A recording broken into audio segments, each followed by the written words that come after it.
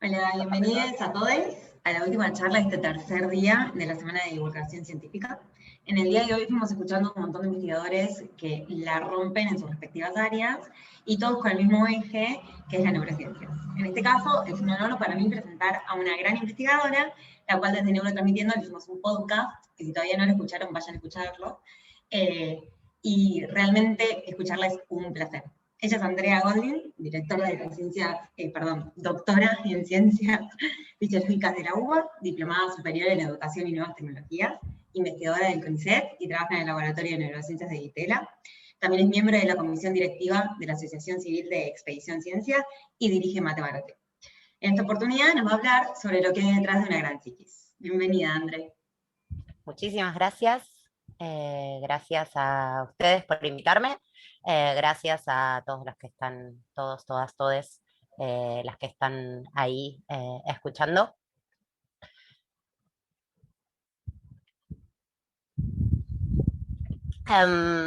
Bueno, efectivamente la idea es charlar un ratito sobre qué es lo que hay atrás de la psicología, ¿no? Atrás de de todo lo que estudian, lo que estudiaron, lo que estudiarán ustedes en la Facu. Básicamente, spoiler, lo que hay es un cacho de carne y procesos físicos y químicos que suceden en ese cacho de carne, que es el cerebro. Todo empieza hace mucho tiempo, mucho antes de esta pintura de Rafael, que se llama La Escuela de Atenas. Hace muchísimo las personas nos venimos preguntando, se vienen preguntando cómo nos suceden las cosas, cómo sentimos, cómo pensamos, cómo tomamos decisiones, cómo entendemos. Durante muchísimo tiempo se pensaba en espíritus que estaban adentro nuestro. A mí este dibujo me gusta mucho porque plantea un punto, en algún punto de quiebre. Acá están, a ver si puedo poner... acá está Platón y el que está al lado es Aristóteles. Perdón, Rafael, por hacerle esto a tu pintura. Y básicamente lo que se empieza a plantear, ¿no? Lo que se empieza a plantear a partir de estos filósofos es que la mente está en la cabeza. Empiezan a decir, en realidad por otras razones diferentes a las que conocemos hoy, porque la cabeza es redonda y todo lo perfecto es redondo y demás, pero empiezan a plantear que ahí puede haber algo, que ahí puede haber algo interesante, que todos esos cables que hacía siglos veían que iban y venían por el cuerpo pueden tener, seguramente tengan que ver con el pensamiento y eso esté sucediendo acá adentro. Saltando bastante tiempo después, otro hito en la historia de la neurociencia, de la neuropsicología moderna, es este señor, Franz Gall, que muchos, que les debe sonar porque es el inventor de la frenología.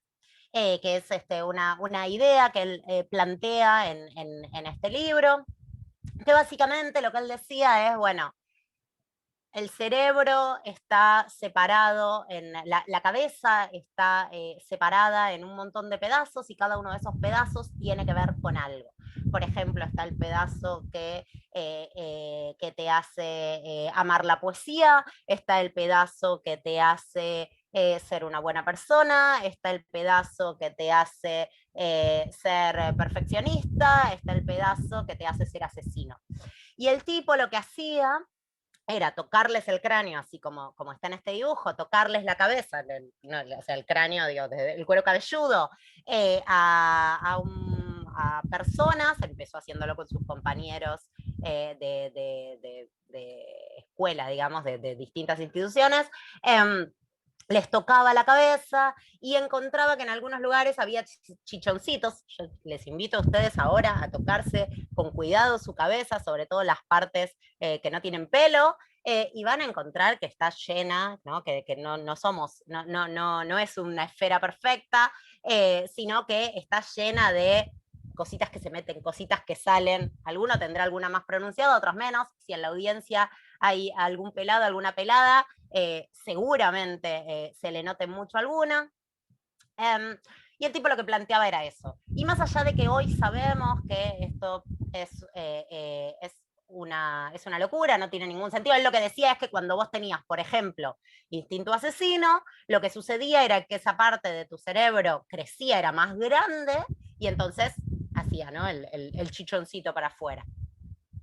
Y bueno, hoy sabemos que no, que esto no tiene nada que ver con nada de eso, pero lo interesante de Gall, o lo que para mí es particularmente relevante de Gall, es que fue el primero que empezó a plantear esta relación entre lo físico y eso psicológico, ¿no? Planteó esto de que todo lo psicológico es simultáneamente biológico, que todo lo psicológico tiene una causa biológica por atrás. Hay algo físico potencialmente tangible por atrás. Y al tipo se le ocurrió, esa fue una idea revolucionaria para la época.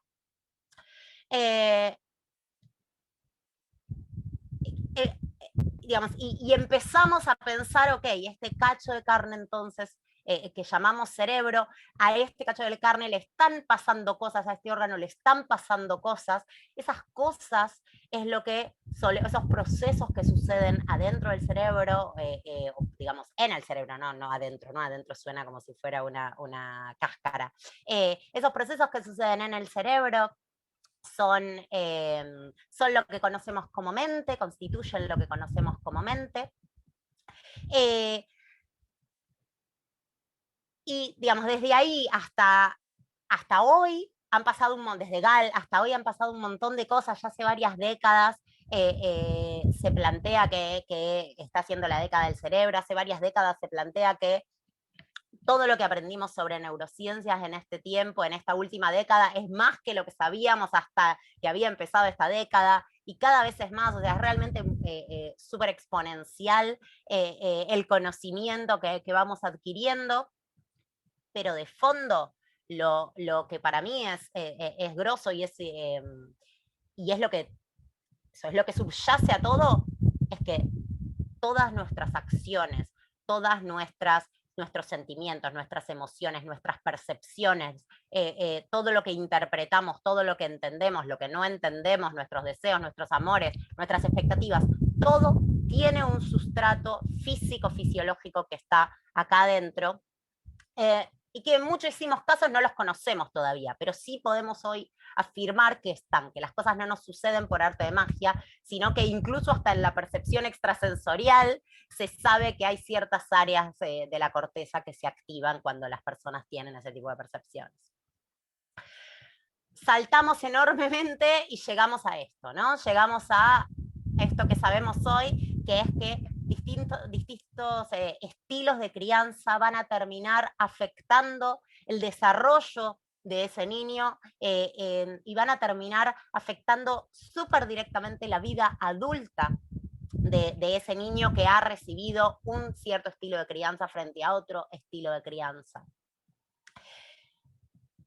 Y esto es loco, ¿no? O sea, estamos todos acostumbrados, ustedes son del palo de la psicología, así que están recontra acostumbrados, ¿no? Es como, bueno, obvio, las cosas que nos pasan cuando somos chiquitos van a afectar el resto de nuestra vida. Bueno, eso es bastante loco. ¿Por qué es así? ¿Cómo puede ser que eso sea así? ¿Qué es lo que está sucediendo tan creepy, tan bizarro, tan macabro, tan genial físicamente que permite que eso sea así, ¿no? O sea, ¿cómo duran tanto esas sutilezas en algún punto que pueden llegar a ser un estilo de crianza?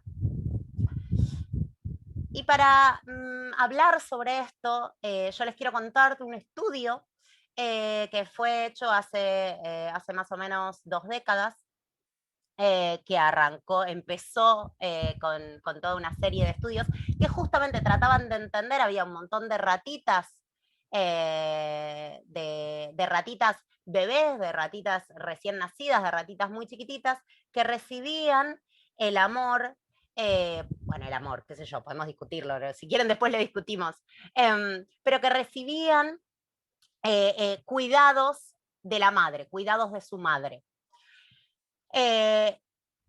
Y cuando las seguían en el tiempo a esas ratitas bebés que recibían todo el cuidado de su madre, lo que encontraban es que cuando esas ratitas eran adultas, no sé si se llega a notar, pero acá esta ratita tiene una carita sonriente, no sé si se ve, no se ve mi puntero, yo estoy señalando y no se ve el puntero.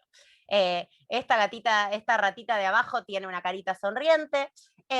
Realmente cuando estas ratitas bebés se convertían en ratitas adultas, lo que terminaba sucediendo es que eran ratitas, no sé si podemos llamarlas felices, pero por lo menos normales, y en particular lo que medían de desarrollo típico para ratitas, y lo que midieron estos investigadores es que tenían, ahora me quedó todo así, les pido disculpas,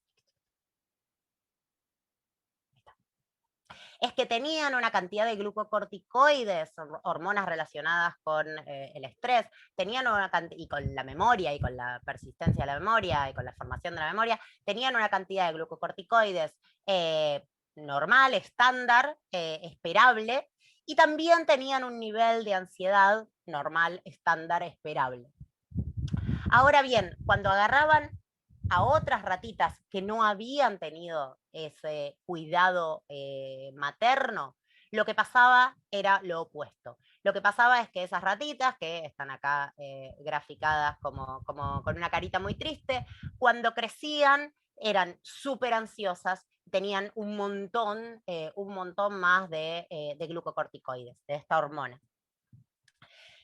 Y eso es un poquito loco, porque uno podría decir, bueno, claro, porque la pasó mal y entonces cuando es grande le pasan estas cuestiones, eso es algo genético, pero la verdad es que no era genético, porque cuando se encontraron que no era genético, porque cuando agarraban a algunas ratitas que habían sido separadas de la madre y las ponían con otras con bajo cuidado, veían se revertían estas conductas. Entonces había algo más allá de lo genético. Y cuando agarraban a dos hermanitos gemelos idénticos y los separaban y a uno lo dejaban con el cuidado materno y al otro no, veían estas mismas conductas que estamos viendo acá. Entonces encontraron que había algo más allá de la genética que permitía explicar estos cambios que permitía explicar la modulación de estos cambios que iban a terminar afectándolos de manera tan jodida en la vida adulta. Más aún, cuando uno miraba, cuando estos investigadores e investigadoras miraban qué pasaba con estas ratas cuando eran madres, lo que encontraban era que replicaban el comportamiento que habían recibido ellas mismas. O sea que realmente era algo que estaba traspasando generación tras generación tras generación y que no era genético. Era muy bizarro. Y esto nos lleva a una gran disyuntiva que hay en todo el mundo científico, en todo el mundo de neurociencias cognitivas, en todo el mundo de psicología, en todo el mundo de biología, que es la llamada nature o nurture, que son dos palabras en inglés que suenan muy simpáticas porque son muy parecidas, pero básicamente lo que se refieren es a la biología o al ambiente. O sea, lo que todo este debate, lo que el debate Nature versus Nurture plantea es que cuánto de lo que nosotros somos, de lo que nos hace a nosotros ser nosotros mismos, viene de la genética y cuánto viene del ambiente. Y lo que hoy sabemos es que la verdad es que son las dos cosas, es que están mezcladas. ¿Y cuán mezcladas? Bueno, eso depende del científico, de la científica, del científico que les esté hablando. Yo soy de las que piensan que es bastante miti-miti, y si me fuerzan, digo que es más ambiente que genética. Pero todo el mundo creo que no van a encontrar científicos que planteen que la diferencia, que una de las dos no existe. No van a encontrar científicos que planteen que una de las dos no existe, y creo que no van a encontrar científicos que planteen que una de las dos tiene menos del 30% y otra más del 70% de la culpa de quienes somos. Están todos ahí, 50 más menos 20. Ahora, ¿cómo es que funciona esto? ¿Y cómo se ha ido conociendo esto? ¿Y qué es lo que sabemos hoy de esto? Básicamente, para empezar, tenemos un sistema nervioso que está adentro nuestro, y tenemos el ambiente. Y al ambiente, yo me refiero por ambiente nos referimos por ambiente a todo lo que está fuera de ese sistema nervioso. Esperen que no quiero que se me haga lío. Ahí estamos. Ese sistema nervioso va a determinar conductas, va a dictar conductas, nuestras conductas. Ese sistema nervioso va a dictar, va a determinar nuestros pensamientos, conscientes o inconscientes, ¿no? De ese modo, con nuestras conductas, con nuestros comportamientos, con nuestro comportamiento, con nuestros pensamientos, nosotros nos vamos a ir relacionando con este ambiente. A su vez, nuestro sistema nervioso viene dado por la genética, ¿no? O sea, nosotros tenemos adentro de nuestras células, nosotros nacemos con un plan genético determinado que está dado por información genética que está dentro de nuestras células, que son es una especie de plano para un arquitecto, para un maestro mayor de obras, donde dice, bueno, esto va acá, esto va allá, esto va acá, esto empieza en este momento, esto empieza en este otro momento, un ingeniero, una ingeniera, y con todo eso se arma el sistema nervioso. Cada uno de nosotros tiene una genética particular que viene de nuestros abuelos, de nuestros bisabuelos, de nuestros tatarabuelos, de el primer ancestro común que tenemos todos los humanos, el primer ancestro común que tenemos con todos los seres vivos. Entonces eso hace que todos los humanos seamos muy parecidos entre nosotros, obviamente somos muy diferentes, pero compartimos un montonazo de cosas. Compartimos, si tenemos suerte, donde tenemos nuestras distintas partes del cuerpo, las proporciones, cómo funciona nuestro cerebro en gran parte, compartimos la manera en la que hablamos, compartimos un montón, compartimos cómo funcionan nuestros órganos, muchísimas de esas cosas las compartimos con los grandes monos, compartimos más del 98% del genoma con nuestros primos más cercanos, y compartimos una cantidad enorme del genoma con los vegetales. O sea, realmente esta es información que se viene pasando de generación en generación, de hijos a nietos, a bisnietos, etc. Entonces, con ese plan genético se arma el sistema nervioso, se desarrolla a lo largo del desarrollo. Ese sistema nervioso va a generar pensamientos y comportamientos mediante los cuales vamos a interactuar con el ambiente de modo consciente, de modo inconsciente. Lo interesante, o lo más interesante que tiene para mí la neurociencia, es que el ambiente a través de las experiencias afecta directamente al sistema nervioso.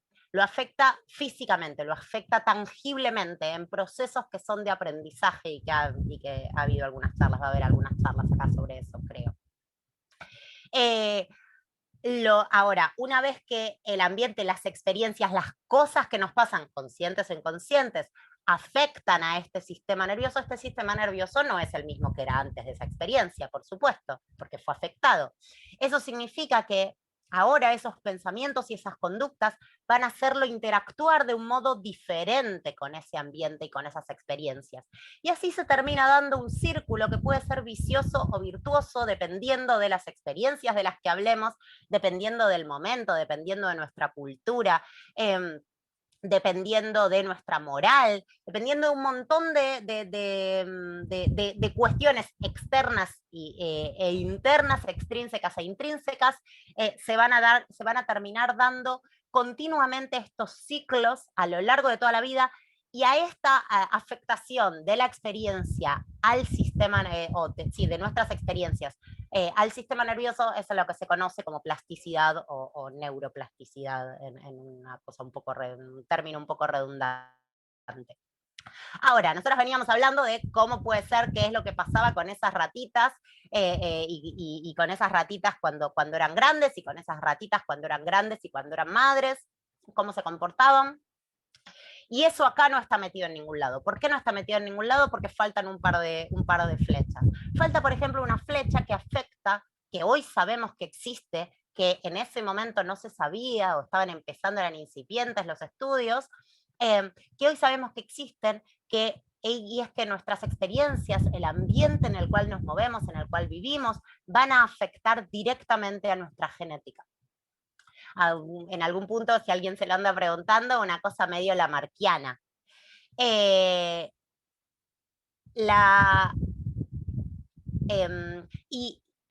la pueden afectar de modo directo, como les decía, ahora vamos a charlar un poquito sobre esto, o de modo un poquito más más indirecto a través de, por ejemplo, afectar cambios hormonales, que son los que van a terminar generando cambios en la genética, que van a terminar en la expresión genética, que van a terminar afectando la manera en la que actúa, en la que se desarrolla, en la que a su vez interacciona con el ambiente nuestro sistema nervioso. Y es justamente acá donde me quiero centrar, en esta cosa bizarra, rara, que sabemos hace no demasiado tiempo, que es lo que conocemos, lo que se llama epigenética, ¿no? Epi es arriba, es lo que conocemos hoy como epigenética, que es que no solamente nosotros, todos los seres vivos, nos desarrollamos siguiendo un plan genético determinado, sino que ese plan genético determinado puede cambiar, puede ir cambiando un poquito para acá, un poquito para allá, a medida de que nos van pasando cosas. Y esas cosas van a afectar directamente a toda la maquinaria molecular que hace que nuestros genes se expresen, que nuestras proteínas funcionen y que finalmente se vaya desarrollando y armando y funcionando el sistema nervioso como lo conocemos. De nuevo, nosotros eso no lo vemos, no lo percibimos, no lo sentimos. Para nosotros nos pasan cosas, pensamos, sentimos, nos damos cuenta, ¿no? Hablamos del inconsciente, del subconsciente, del mundo consciente, hablamos de aprendizajes, hablamos de memoria, hablamos de percepciones, pero en el fondo todo eso tiene un sustrato que realmente es físico. Y hay algo ahí que si en alguna situación particular, por ejemplo, en una CB, se cierra una partecita, se apaga una partecita, bueno, muchas veces se nota eso en el output, en lo que se ve, en lo que se recibe desde afuera de lo que está pasando adentro de nuestra cabeza. Y esto es lo que permite, por ejemplo, esta epigenética es lo que permite que nosotras pasemos de este tipo de gemelas que eran gemelas idénticas. ¿Qué quiere decir eso? Que tienen el mismo código genético, de gemelas monocigotas idénticas, que después de algunos años pasemos a cambios en la fisiología de esos gemelos, a pesar de que estaban compartiendo, de que siguen compartiendo todo su código genético. Hay cosas que van por afuera del código genético, que van a afectar incluso la apariencia física. Y no me estoy refiriendo a operaciones o demás, o no solamente me estoy refiriendo a eso, ¿no? Va a haber entonces, en los mismos cambios, frente a una misma genética y frente a un sistema nervioso que se empezó a desarrollar de la misma manera, a medida que las experiencias van siendo diferentes, los aprendizajes son diferentes. A medida que los aprendizajes son diferentes, el sistema nervioso empieza a cambiar, los pensamientos y las conductas son diferentes.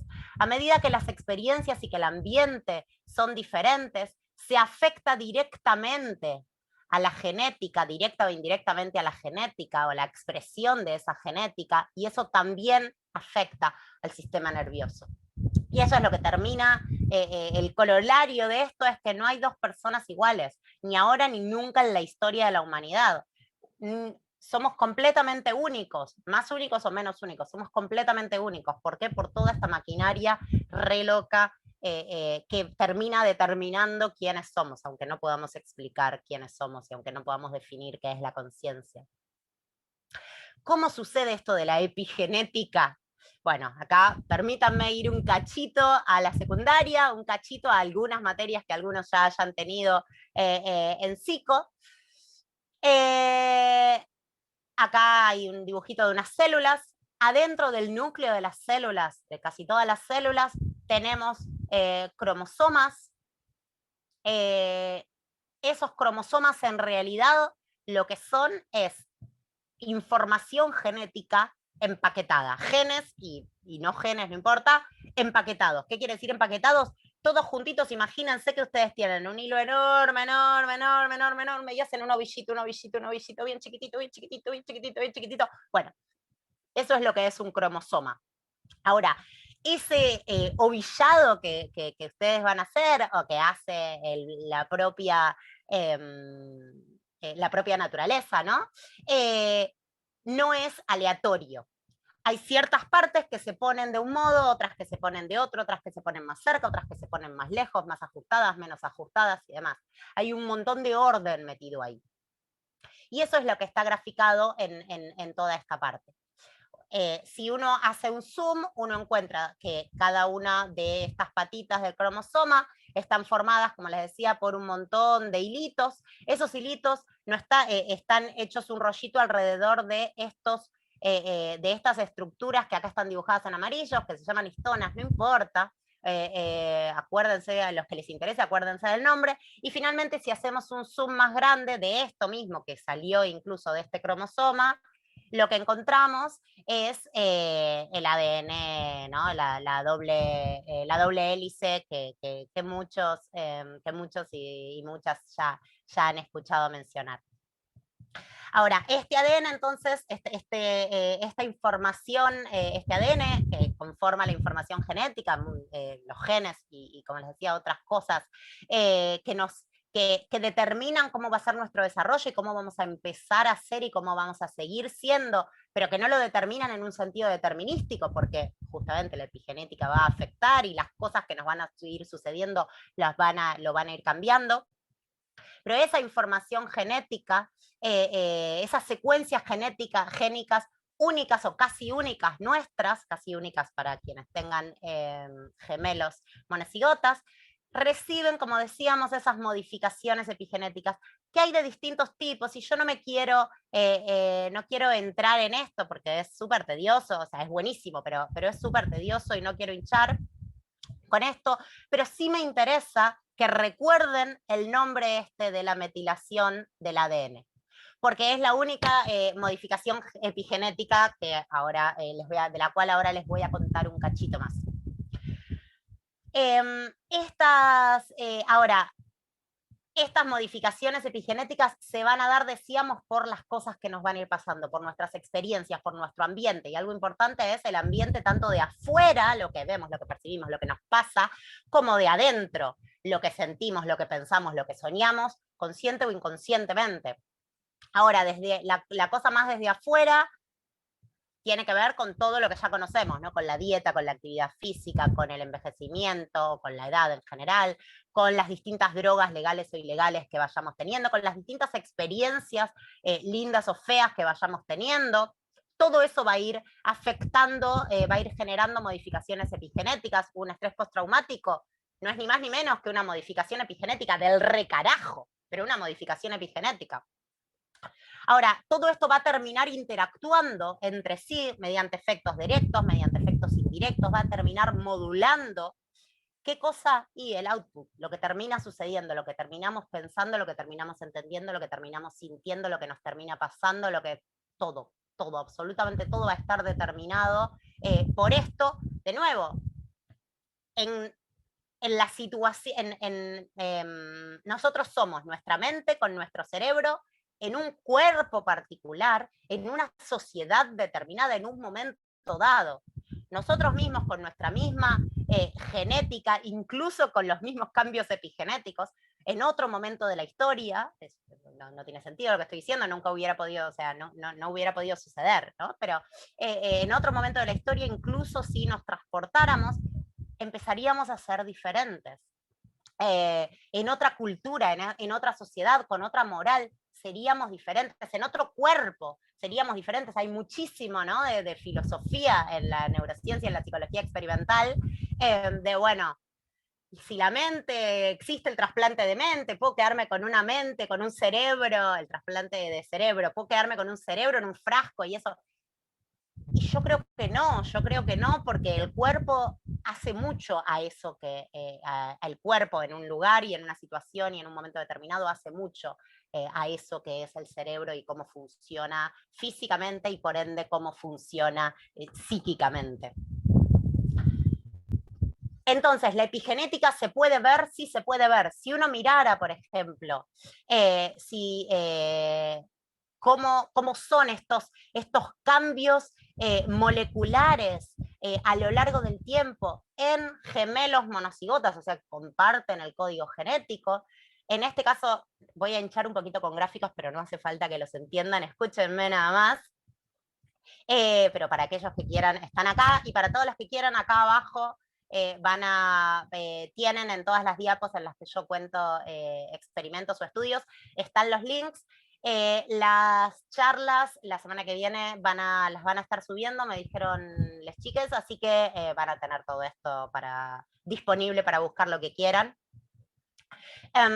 Entonces, si uno mira qué pasa con estas metilaciones, si uno cuantifica qué pasa con esas metilaciones, ¿se acuerdan que les conté? Vamos un segundito para atrás, yo les dije, bueno, quédense solamente con una modificación de estas epigenéticas posibles, que es la metilación del ADN, que no es ni más ni menos que a la doble hélice de ADN que se ve acá en este circulito, que en algunas partes puntuales se le agrega un grupo metilo, que es lo que está dibujado acá con este chupetín rojo.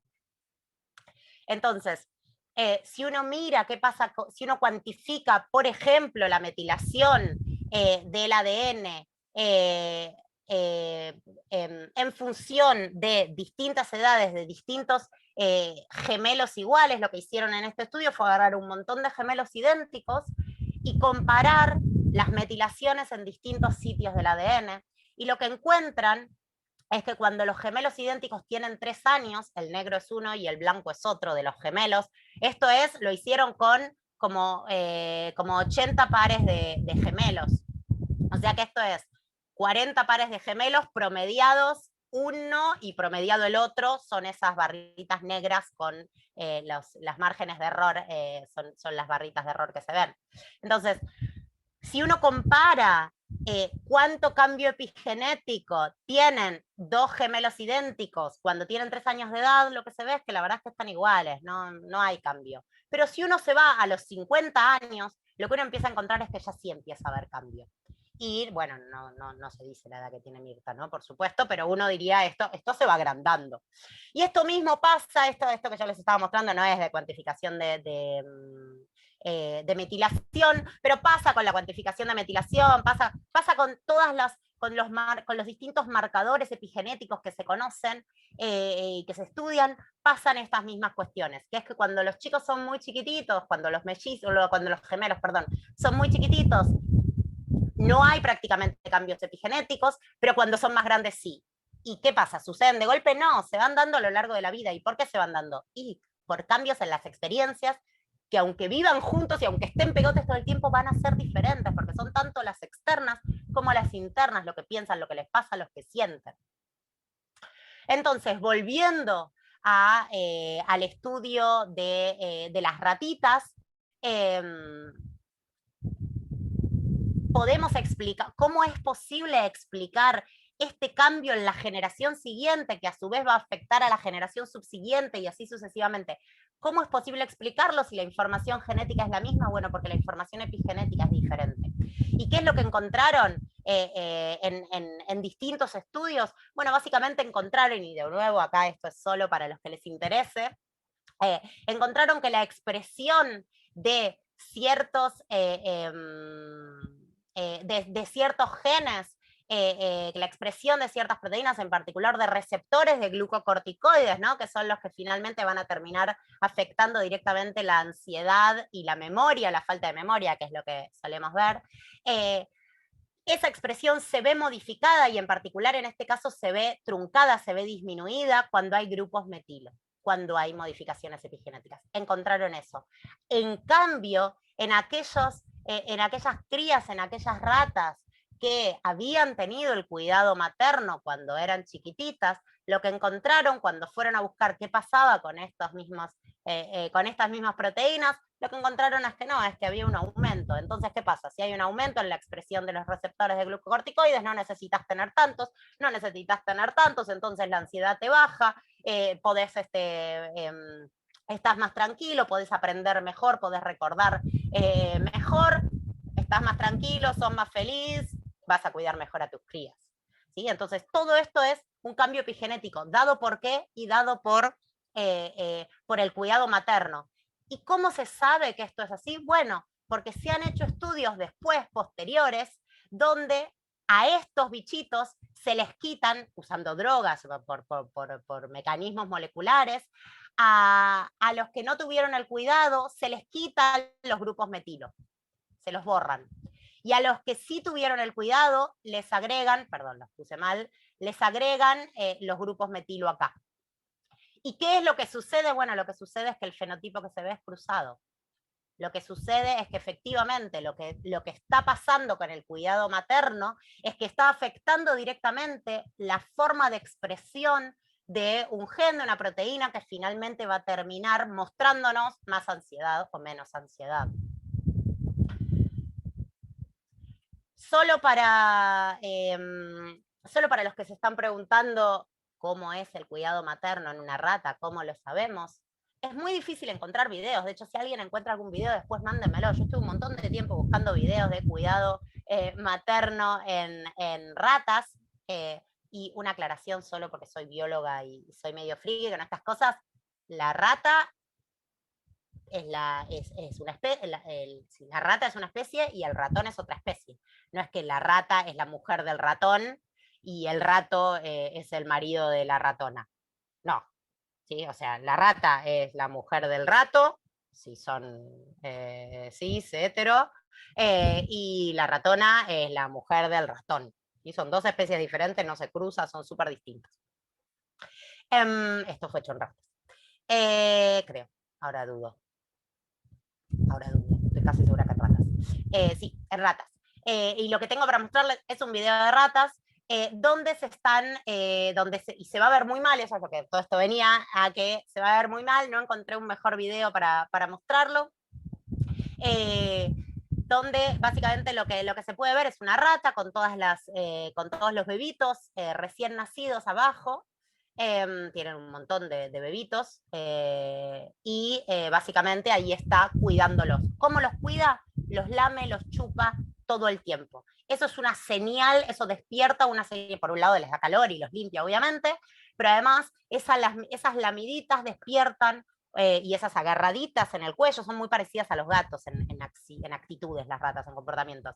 Ahí se ve una lamidita, esa lamidita despierta un montón de, a su vez, vías fisiológicas y bioquímicas en sus crías que van a, por ejemplo, bajarles la ansiedad y hacerles este tipo de, y provocarles este tipo de cambios epigenéticos que los van a terminar acompañando a lo largo de toda la vida. Solo, no me voy a detener acá, pero se los dejo para quienes les interese.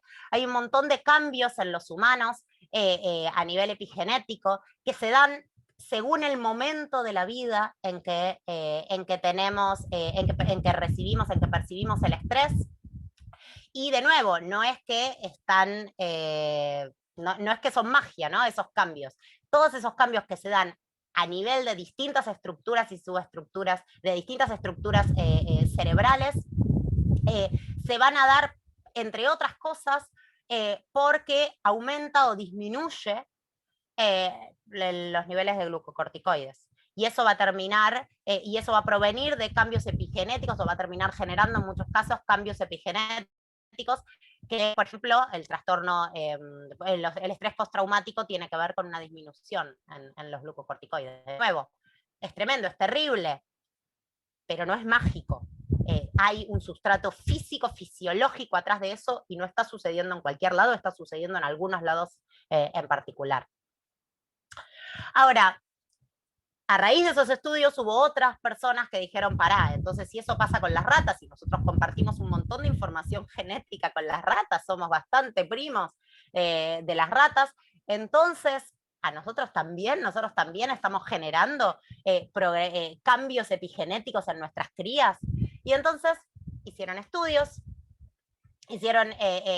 con díadas, o sea, con madres y bebés, en este caso fue con bebés de 5 meses, que básicamente los hacían interactuar, ¿no? La madre era cómplice y los hacían interactuar, y entonces había interacciones en las cuales la madre estaba recopada, interactuando con el bebé y haciéndole caras y haciéndole gestos y cambiando el tono de voz, y jugando y haciendo un montón de cosas, y el bebé, lo que se ve en la otra foto, en la foto de la derecha, está obviamente, como cualquier bebé en esas circunstancias, está recopado, mirando atentamente, tratando de, contento podríamos decir, aunque no le podemos preguntar. Y también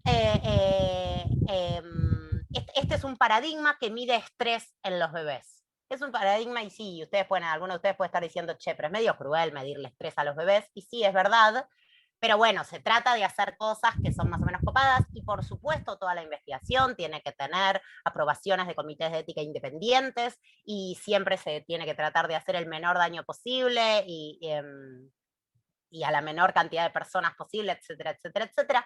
Entonces, ¿cómo funciona este paradigma? Bueno, este paradigma experimental, la madre charla con el bebé y juega, y hay una respuesta del bebé a eso, y después, en otras circunstancias mezcladas, la madre, cara de póker, no le da bola. En este caso parece enojada, pero no es que esté enojada, se pone cara re seria, y el bebé se vuelve loco, obvio. Che, dame bola, estoy acá metido en la sillita, no aguanto más, esto es un bajón, dame bola. Bueno, se mide la diferencia entre cómo responde el bebé en una circunstancia y en otra, y esa es una medida de cuánta tolerancia y cuánto tarda después en volver a estar bien, y eso es una medida de cuánta tolerancia al estrés tiene, y a la frustración y demás, al estrés en particular en este caso. Entonces ese es el estudio que hacen. ¿Y en quiénes lo hacen? Bueno, lo hacen en un montón de días, ya les decía, en un montón de madres con sus bebés. Madres que ellos llaman, ¿no? Y acá, si quieren, después discutimos, hay un montón para discutir sobre la falta de perspectiva de género en la investigación científica y neurocientífica, pero lo que ellos hacen es decir, bueno, hay algunas ratas que tienen, algunas ratas, perdón, hay algunas díadas, algunas madres que no les han dado de mamar a sus hijos, o que les han dado muy poquito durante los primeros 4 meses de vida. Y esas son las que van a estar en azul, y esas son las que ellos llaman el grupo que amamanta poco. Y después van a ver, y es el equivalente a las ratitas que estaban solitas, pobrecitas, sin el cuidado materno, ¿no? Y acá es donde yo venía con, bueno, ojo que falta perspectiva de género acá, pero saltéense eso un segundo, permítanmelo. Y después está el grupo, lo van a comparar contra otras madres de este mismo grupo, con niños a término, con desarrollo completamente típico, madres similares en niveles educativos, socioeconómico, etc. El otro grupo que durante los primeros 4 meses de vida tuvieron lactancia exclusiva, y es a lo que ellos llaman como el grupo de alto amamantamiento. Y es lo que se ve en este caso, y es es el equivalente en este caso, que yo puse acá los dibujitos, a las ratas que tenían cuidado, que cuidaban a sus crías en el experimento de las ratas. ¿Y qué es lo que van a ver? Bueno, de nuevo, lo que van a ver es el porcentaje, la cantidad de metilación que hay, que de nuevo no es otra cosa que cambios epigenéticos. Cuanto más alto ahora vamos a ver las barras, cuanto más alto es que hay más metilaciones, que hay más cambios en este sentido, y que entonces van a ser más, van a tener esos cambios afectando a su genoma. ¿Y qué es lo que van a ver acá? Bueno, acá van a ver un montón, en el gráfico van a ver un montón de barritas de distintas alturas que van a corresponder a distintas partes de los receptores de glucocorticoides. No importa, distintas partes de la maquinaria molecular que está medida en estos niños, en estos bebés. ¿Sí? Entonces, resumiendo, lo que van a ver es cuánto cambio epigenético hubo en estos sitios en particular en los bebés, según si habían sido amamantados, si fueron amamantados exclusivamente, si fueron exclusivamente amamantados durante sus primeros 4 meses de vida, o si prácticamente no fueron amamantados durante esos meses. Y lo que encuentran es esto. Lo que encuentran, y esto es incordioso, yo lo sé, pero lo que encuentran es que en este caso, y en este caso, o sea, no en todos los sitios donde buscaron, pero en 4 sitios donde buscaron, lo que encuentran es que aquellos niños que habían sido poco amamantados durante sus primeros 4, aquellos bebés de 5 meses que durante sus primeros 4 meses de vida fueron poco amamantados, tienen más alta esta metilación, tienen más altos estos cambios epigenéticos. Y uno puede decir, bueno, ¿y eso qué tiene que ver? Bueno, tiene que ver con que cuando van a medir qué pasa con esos cambios epigenéticos en función del estrés que tienen estos niños, lo que encuentran es una correlación positiva. ¿Qué quiere decir esto? Que cuanto más cambio epigenético hubo, más estrés tenían esos niños. O sea que, estudio correlacional, esto no es causal, niño, este fue el primer estudio hace un par de años, recién, fue el primer estudio que mostró que interacción muy cercana al punto de lactancia materna entre una madre y su bebé va a generar menor reactividad al estrés, una cosa, menor ansiedad. Eso mismo que se había visto en ratas, se empezó a ver y se le empezó a encontrar un mecanismo molecular asociado en humanos. Entonces, la lactancia va a afectar el epigenoma y esto a su vez va a afectar la respuesta al estrés. No solo eso, sino que uno podría decir, bueno, a ver, pero está bien, esto es correlacional. ¿Hay algo de causalidad? Bueno, entonces hay otro estudio que me gustaría contarles que habla sobre la depresión. Y ¿no? Comentario entre paréntesis, este es uno de los pocos chistes que encontré sobre depresión posparto en internet. O sea, hay algo ahí, ¿no? Que sucede con los psicólogos, con las psicólogas, que hace que, hay cosas con las que no se jode, podemos joder con negro, podemos joder con gays, podemos joder con judíos, pero con depresión posparto. No miden exactamente depresión posparto en este estudio, lo que miden es depresión materna durante el embarazo. Y lo que entonces, de nuevo, traigo gráficos solamente para aquellos que quieran entender un cachito más de qué estoy hablando. Lo que estudiaron después, otros científicos en realidad, a raíz de eso, buscando, tratando de entender un poco qué es lo que está pasando, empezaron a estudiar, bueno, qué sucede con la depresión durante el embarazo y cómo, si eso, o sea, si las experiencias que vivimos y si las cosas que nos pasan afectan físicamente y si eso sucede incluso durante, en todo, a lo largo de todo el desarrollo, entonces puede ser que cosas intrauterinas, que cosas que nos pasen cuando estamos adentro del útero, en distintos momentos del desarrollo fetal, puede ser que afecten la epigenética también, se fueron a mirar eso. Y entonces lo que hicieron fue evaluar depresión en las madres y medir metilación en los recién nacidos. ¿Por qué? Les recuerdo, solo porque nos fuimos hace un ratito, la metilación, cambios epigenéticos, y entonces cuanta más metilación hay, más... cuanta más metilación hay, digamos, más conducta de ansiedad se encuentra, ¿no? En ratas y en humanos. Y lo que encuentran estos científicos es que también pasa lo mismo, o sea que cuando se mide la depresión durante el embarazo de la madre, aquellas madres que tanto en el segundo trimestre como en el tercer trimestre estaban, cuanto más deprimidas estaban, eso correlaciona con el nivel de metilación que tenían en ciertas partes de su genoma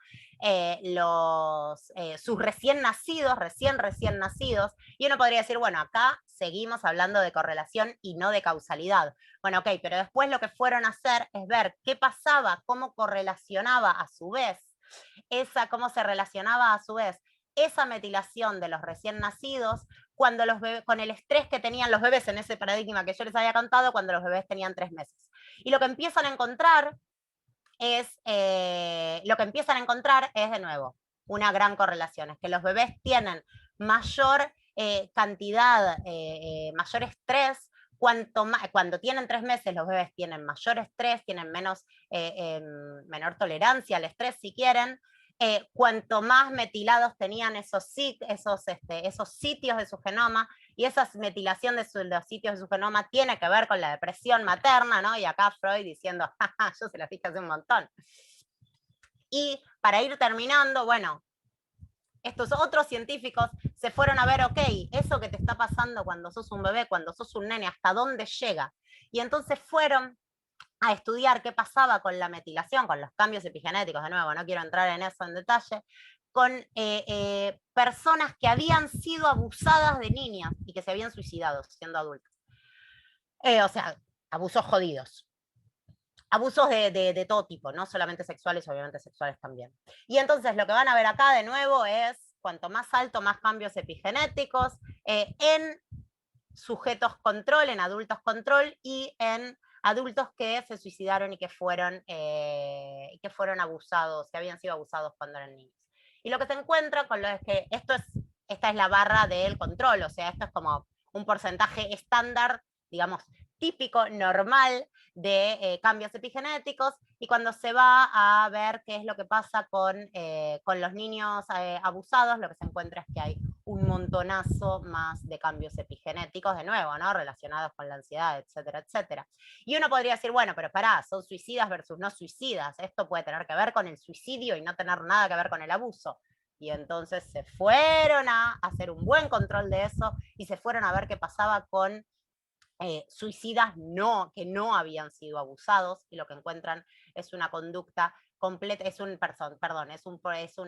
cambios epigenéticos completamente indistinguibles del grupo control, mientras que realmente la diferencia se da en aquellos que tuvieron abuso. O sea que realmente esos cambios que que se van dando a lo largo de nuestra vida, terminan afectando a nivel epigenético nuestra reactividad al estrés, y por ende, ¿no? Este círculo que veíamos antes se va retroalimentando y terminamos siendo quienes somos y actuando como actuamos y pensando como pensamos y entendiendo como entendemos en función de las cosas que nos fueron pasando, y eso se da no por arte de magia, sino por este tipo de cambios, y por supuesto el apego va a fortalecer estos circuitos y va a ayudar a tener una mejor resiliencia, va a ayudar a poder zafar mejor de esas situaciones que vayan pasando, un mejor cuidado va a hacernos zafar de eso. Pero nada, obviamente, ¿no? Gran parte de la culpa la tiene la madre, y en realidad la madre en el sentido más amplio, ¿no? Y de nuevo, si quieren, podemos charlar de toda la cultura patriarcal en la ciencia, en la neurociencia, en la psicología, pero aquellas cosas que nos pasan cuando somos realmente muy chiquitos o cuando somos no tan chiquitos, cuando hay gente que nos está cuidando, que en general suele ser la madre, ¿no? Tiene esto que ver con un montón de inequidades que andan dando vuelta por ahí en la sociedad, que no nos vamos a meter, pero cuando empiezan a pasarnos esas cosas, ese cuidado, ese apego, esa sensación de seguridad va a generar cambios físicos, moleculares a nivel de nuestro genoma, que van a terminar haciendo que podamos tener una mejor tolerancia y que podamos zafar mejor de esas situaciones y salir más airosos. Así que les agradezco mucho, me extendí un cachito más de de la cuenta, pero bueno, les agradezco, quedan mis redes, me pueden contactar por ahí y la seguimos. Y gracias. Muchas gracias, Andrea. No de nada. Estuvo muy buena la charla y tenemos varias preguntas muy buenas, Bueno, así que voy a arrancar. Dale. Una de las primeras dice, ¿experiencias negativas conllevan a alteraciones negativas en el ADN? En estos términos, ¿se considera como aversivo a todo aquello percibido como tal? Eso depende, espera que dejo de compartir acá, así nos vemos mejor. Ahí está. Eso depende de cada uno, de cada una, de cada una. Lo que yo mencionaba en un momento, ¿no? Nuestras acciones están dadas por cómo funciona nuestro cerebro, cómo funciona la mente y cómo funciona el cerebro, que son como dos caras de la misma moneda en algún punto. Ahora, y eso a su vez está dado por cambios por las cosas que nos han ido pasando a lo largo de la vida. Que nos han ido pasando, que realmente nos pasaron, o que nosotros entendemos, interpretamos, percibimos que nos han pasado. Sean reales o irreales, digamos, con todas las comillas del caso, sean conscientes o inconscientes. Un sueño te puede generar cambios epigenéticos. Las cosas que te van pasando te los pueden generar. Entonces, esa persona, ese cerebro y esa mente están inmersos en un cuerpo que está metido en una sociedad determinada con sus patrones culturales, con sus reglas morales, con su idiosincrasia. Entonces, ¿qué es bueno y qué es malo? en última instancia, si querés, yo soy bióloga y no puedo dejar de pensar como bióloga, y básicamente lo único que todos queremos es curtir y reproducirnos, digamos, ¿no? Eso es, entonces, medio que está todo llevado a eso. Entonces, bueno, sí, vos querés, y acá me van a saltar a la yugular un montón de psicólogos, pero está bien, sí, vos querés que te quieran porque tu padre, tu madre, bueno, sí, vos querés que te quieran porque finalmente querés que alguien quiera ayudarte a pasar tus genes a la posteridad. O sea, esa es la visión, ¿no? Más biologicista. Por supuesto, nosotros no somos solamente animales, o sea, somos solamente animales, pero somos animales que tenemos una cultura, que tenemos una historia, y eso es muy grosso y afecta de muchas maneras, y actuamos, si bien somos muy racionales, en muchos casos actuamos de modos racionales, e intentamos actuar de modos racionales en otros, y estos cambios van a ir afectando la manera en la que nos relacionamos, y la manera en la que hablamos, y la manera en la que interpretamos. Entonces, ¿qué es bueno y qué es malo? Depende de cada uno y de la sociedad y las normas morales, o sea, pero para el ADN, nada, lo que en todo caso es bueno es aquello que le permite seguir funcionando, seguir sobreviviendo, seguir pasando de generación en generación. Genial. Te hago la siguiente pregunta que dice, ¿consideras que el enfrentamiento humanismo-dualismo obstaculiza tus investigaciones actuales? ¿O ya lo consideras superado? Eh, Qué lástima que no se puede repreguntar. Supongo que se refiere al dualismo mente-cerebro. No sé si se Yo calculo refiere. que también. Además Ok. es anónimas, son anónimas las Así que preguntas, entonces o tampoco sea podemos. que peor. Eh, eh, Nunca lo vi como un escollo. O sea, pero de nuevo, ¿no? O sea, yo vengo del palo. A ver, para ponernos en situación. Yo soy bióloga, cuadradita de biología, de ciencias exactas y naturales, ¿no? Como, bien, a ver, vos cuantificame, dame un número, no me venga así la madre, va así, está bien, dame un número. Entonces, eh, nunca, nunca sentí que hubiera, o sea, nunca me hizo ruido eso. O sea, es como que, listo, está la mente, está el cerebro, son, de nuevo, son simplemente, son procesos que suceden. A mí me gusta pensarlo, no es exactamente correcto, pero a mí me gusta pensarlo como como que la mente es el software y el cerebro es el hardware. Y bueno, y van juntos. ¿Te sirve de algo una compu sin software? Y no te sirve de nada. O sin conexión a internet, no te sirve de nada. Y te sirve internet si no tenés una compu y tampoco te sirve de nada, ¿no? Entonces, qué sé yo, van los dos de la mano y son como dos formas de verlo, ¿no? Nunca, eso, no lo superé porque nunca estuvo, o por lo menos nunca me di cuenta. Genial.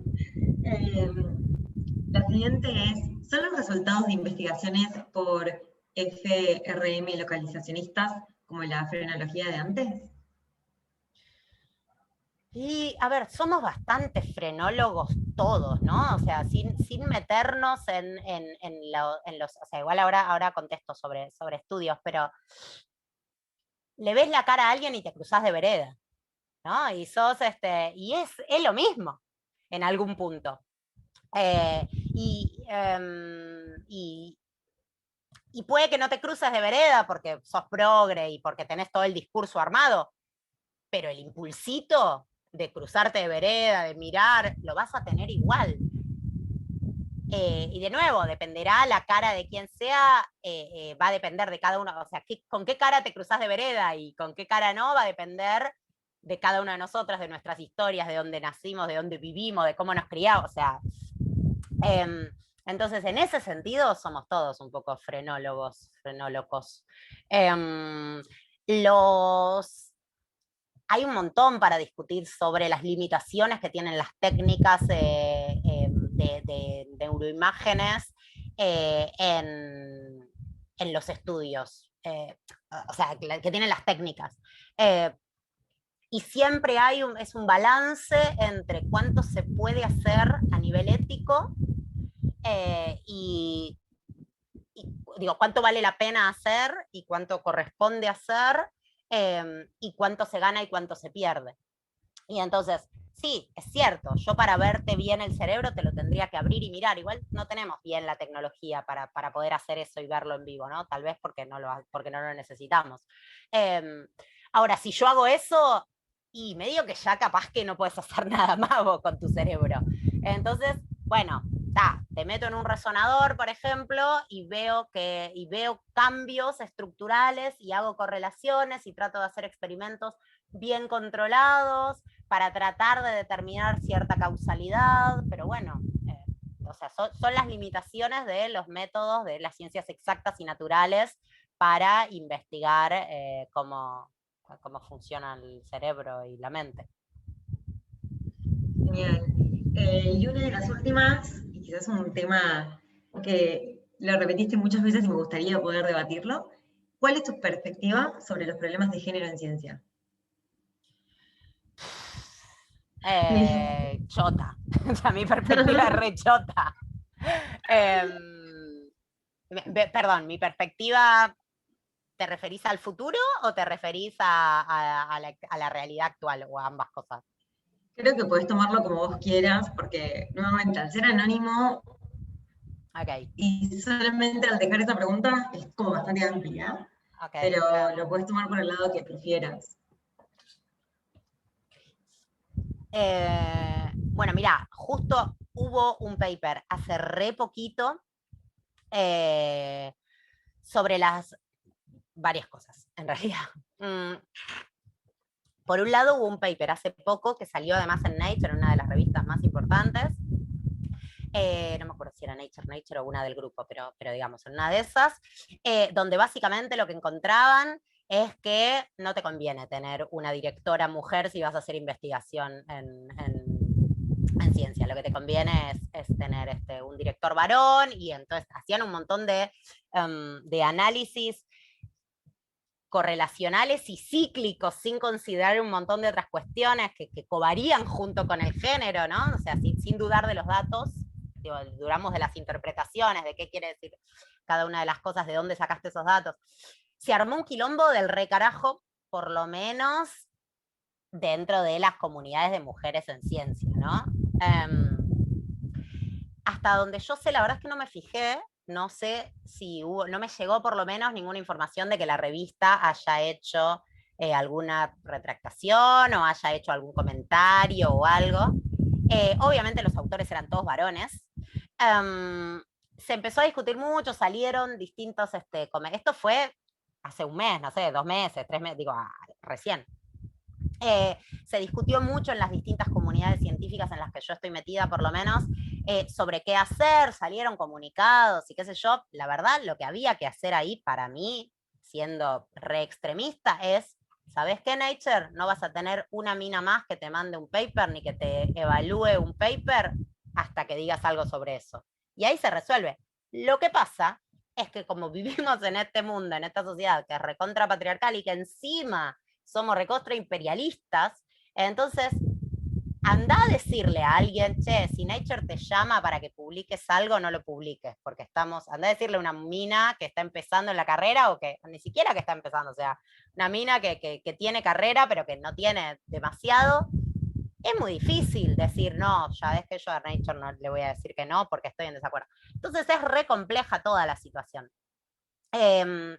Las desigualdades de género, hay un paper que salió también hace muy poquito sobre desigualdades de género en la investigación en neurociencia en Latinoamérica, y lo que se ve es que en Argentina zafamos, o sea, estamos igual mal, ¿no? Pero somos de lo mejorcito, en el sentido de que si bien tenemos una diferencia, básicamente lo que nosotros tenemos es, las minas cuando empezamos en la carrera científica somos más, pero a medida que vamos escalando posiciones y vamos llegando a lugares de toma de decisión y de mayor poder, ahí vamos siendo cada vez menos. Esa diferencia se ve en Argentina, se ve un poco menos en Argentina que en casi todo el resto de los países de América Latina, pero la verdad es que esa diferencia se ve en prácticamente todo el mundo. Ahora tenemos una directora del CONICET mujer, por suerte,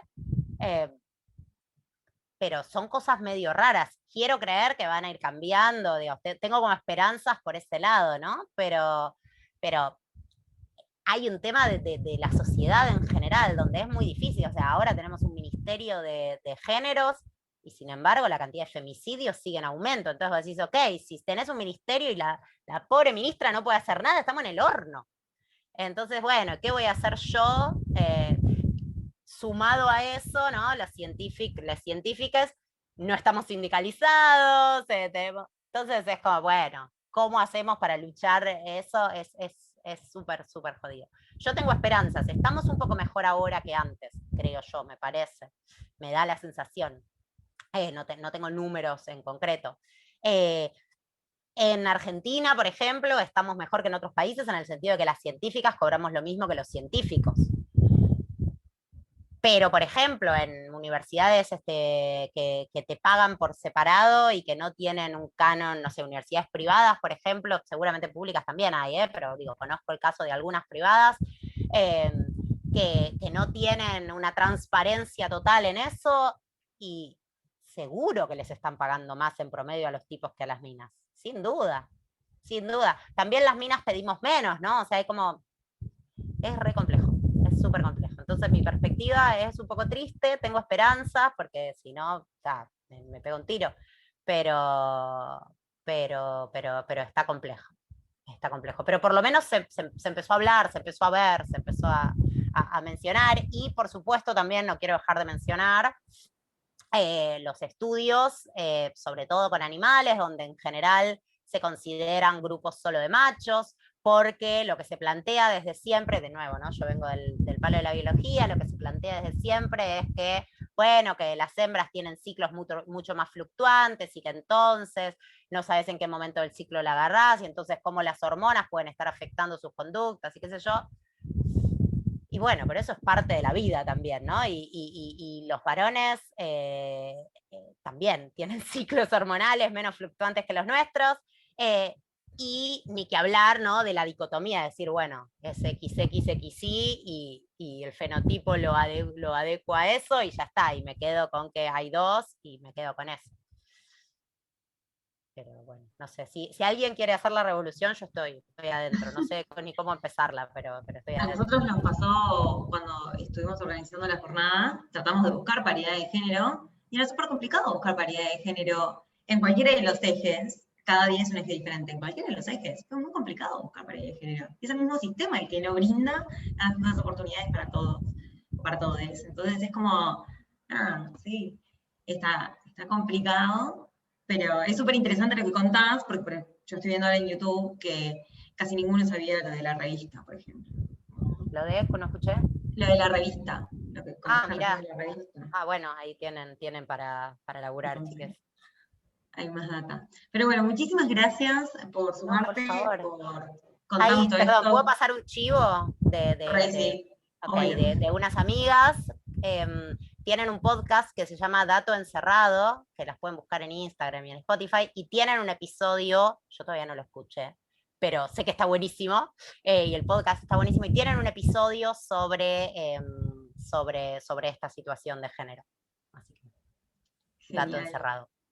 Dato encerrado. Buenísimo, después lo vamos a poner. Muchísimas gracias, Andrea, de verdad, fue un placer escucharte, fue un placer hablar. Y nada, eso, todo el mundo estaba felicitándote diciendo, qué buena ponencia. Bueno, muchísimas gracias y nada, nos vemos por ahí. Dale, buenísimo. Vale.